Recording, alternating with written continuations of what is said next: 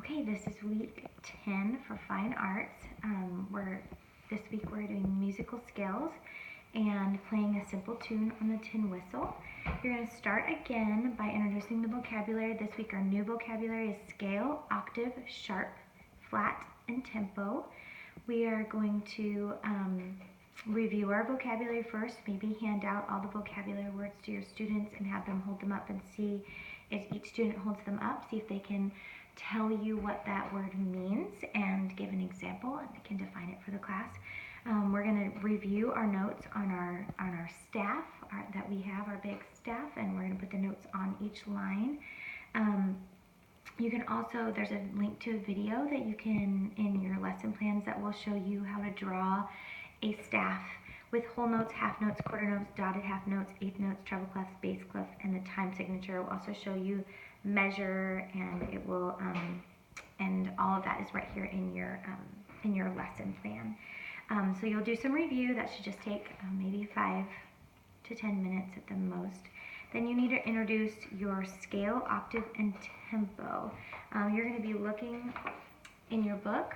It says right up here, week 10, and you're going to show them the musical scale, how it goes up and down, how it kind of marches up, and it starts with C. The musical scale starts with C, C, D, E, F, G, A, B, C, D, E, F, G, A, and it goes down, down, down. So it goes up and then down. An octave, you're going to introduce that interval of 8 degrees between two tones of the same name.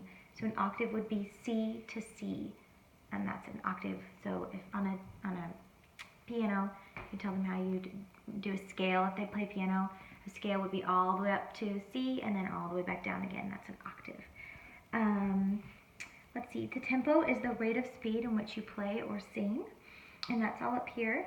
And you're going to introduce that, and think of octopus has 8 legs, and octave has 8 notes. Tempo is the rate of speed that you play, so we're going to do Twinkle Twinkle Little Star, and you have them sing it really slow and then fast and faster. You can have them tell you which speed they want to do and take it back again. That's still part of reviewing. Next, you're going to introduce sharps and flats.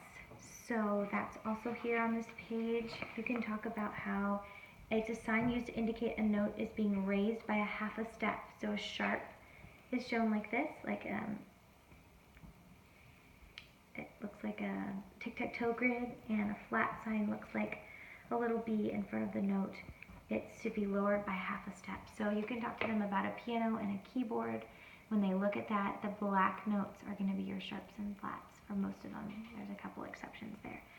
But you want to make sure we have the vocabulary cards for sharps and flats. You can review those, and they're going to do some writing of it in there.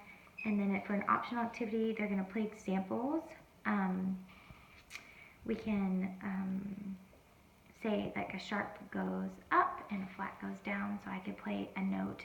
If you have the app, you could put the app on your phone or iPad that has a piano keyboard, and you can play a note and show them how it goes up and see if they can hear whether you're playing a sharp or a flat. So like, for instance, you might play C, and then say, and then play the sharp or the flat and have them guess which one that is.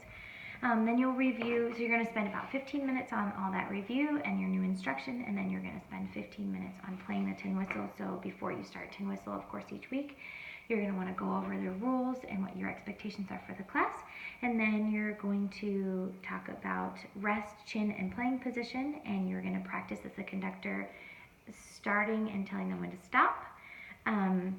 And then we're gonna work on the different positions today with the tin whistle, chin position, and we're also going to work on starting to play Twinkle Twinkle Little Star, and that is here in your book. So they can start. You may, if you're with the littles, just focus on that first measure, trying to get them to be able to play D, D, A, A. If you're with the bigs, they may be able to start with some fingering and look up here for their guide. They can start playing maybe the first line and try to work on that. the goal would be to try to be able to play the whole entire first line or that song. And for the older ones, for sure, some of them will already know that. That's about it for week 10. And your lesson plans and your folder have everything you need. All right.